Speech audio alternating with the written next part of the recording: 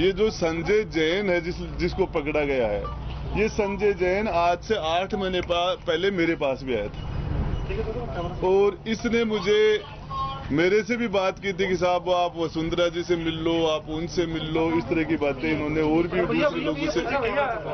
तो ये तो इनके दलाल है, वो सक्रिय थे, इनके लोग भी सक्रिय थे, लेकिन इनके मंसूबे पूरे नहीं होंगे। ये वसुंधरा राजे के कहने पर आपके पास आए थे क्या? मेरे पास इसने वसुंधरा जी का नाम लिया था 7-8 महीने पहले और मेरे से मिला भी था और ये काफी दिन से संजय जैन सक्रिय था।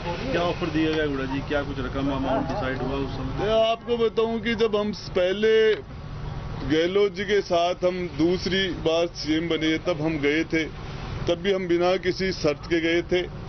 आज भी हम सीएम साहब के साथ 6 लोग आए तो बिना शर्त आए, बिना कंडीशन आए। और इस राजस्थान में सरकार स्थिर रहे, यहाँ के लोगों के लिए काम करे, यहाँ विकास हो। और अब कोरोना जैसी महामारी के खिलाफ जब हम लड़ रहे थे, इस टाइम में इन्होंने ये सारा जो किया है, ये मैं जहाँ तक सोचता हूँ कहीं से भी ठीक नहीं है। फोन टेपिंग को लेकर जो है सियासत हो रही है, सीबीआई जांच के लिए कह रहे हैं कि पूरी तरीके से सरकार ने करवाई, हालांकि सीएम ने स्पष्ट किया है कि उनका इसमें कोई रोल नहीं है। भाई मैं तो ये कह रहा हूँ, तो मुख्यमंत्री जी ने वो फोन टेपिंग वाली बात पर भी बोल चुके सीएम साहब, और सीएम साहब ने ये कह दिया कि यदि वो जो उनकी वॉइस यदि फर्जी हो तो मैं राजनीति से संन्यास ले लूंगा। इतनी बड़ी बात मुख्यमंत्री जी जब कह चुके तो उसके बाद भी इस पर बहस होनी नहीं चाहिए।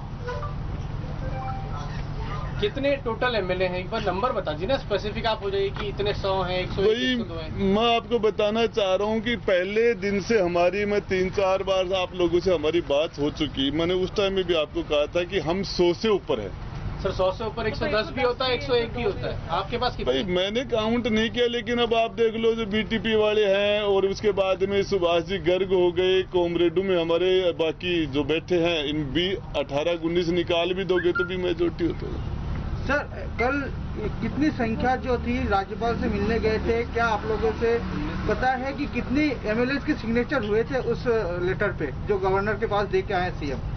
यार अब सिग्नेचर तो अभी होते रहते, अब अंदर बैठे हैं ना, 100 से ऊपर ही बैठे हैं अभी अंदर। और बहुमत वाली बात नहीं होती तो अब तक ये पता नहीं, ये फ्लोर टेस्ट की मांग ही करने लग जाते। इनको पता हमारे साथ बहुमत है, इसलिए ये बहुमत की मांग नहीं कर रहे हाउस के अंदर। आप कब क्या विधानसभा सत्र करने की शुरुआत करेंगे या फिर जो फ्लोर टेस्ट है आप खुद कराएंगे कि हाँ हमारे पास संख्या बल है तो हम फ्लोर टेस्ट? देखिए ये सीएम साहब खुद जो डिसीजन करेंगे वो सोच समझ के उनका डिसीजन होगा, वो जल्दी हो जाएगा। आप धैर्य रखिए, आपको ज्यादा इस धूप के अंदर गर्मी में ज्यादा लंबा इंतजार और नहीं करना पड़ेगा आपको। एक सवाल ये है कि आपने कहा कि संजय जैन आपके पास आया था 8 महीने पहले, तो वो आपको अकेले के लिए बात कर रहा था या आपके साथ जो बाकी 6-8 लोग थे उनके पूरा क्या चाह रहा था वो और क्या ऑफर थे?